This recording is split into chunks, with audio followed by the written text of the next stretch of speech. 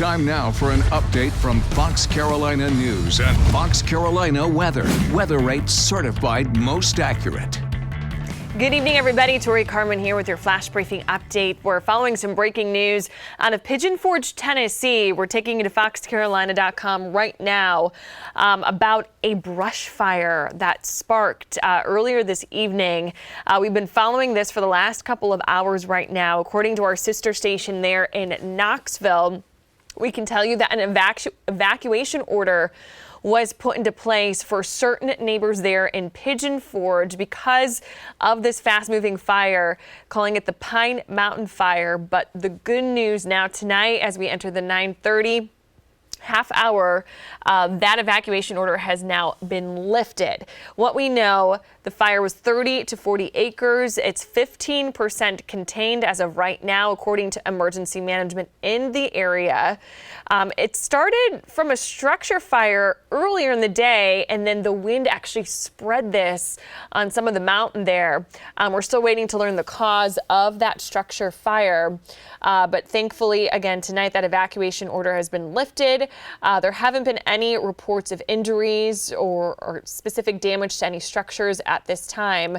We'll continue to follow this tonight. And you know what? The weather now playing a big factor into that area because we're starting to see some rain here across areas in the upstate, which a lot of that is now falling in that Pigeon Forge, Gatlinburg area, Brian. Yeah, very true. Actually, the weather actually has good timing in this case. Of course, it was partly due to the winds that we had in advance of that rain that helped to fan the flames of that wildfire. But now that we're getting actually some torrential downpours moving through that part of Tennessee, that really should help in efforts to get that fire under control. Of course, as you can see, that rain is beginning to spread in across predominantly the mountains and will continue on into the upstate region by about the time we hit midnight tonight before clearing east of the region by tomorrow morning. It's all part and parcel of a rather sharp cold frontal boundary that's cutting in across the eastern half of the U.S. tonight. There may be a few embedded rumbles of thunder and some gusty thunderstorms for us as that heavy rain and that cold front comes on through. See here on Futurecast, we go to the midnight time frame. You see how that tends to spill over from the mountains and in toward the upstate along I-85.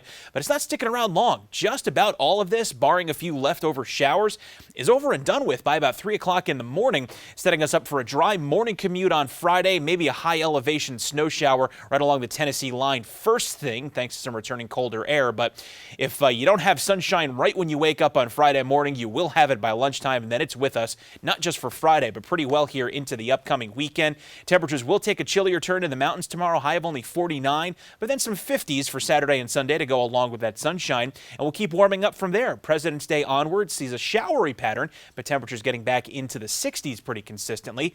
And a similar forecast, just generally warmer for the upstate. Sunny as we head from Friday into the weekend with temps reaching highs in the 50s and 60s and potentially another run near the 70-degree mark by the middle of next week. Remember to follow our continuing coverage for the overnight rain as well as what's ahead for the upcoming weekend. And don't forget to follow us on Facebook and YouTube and download the Fox Carolina News app.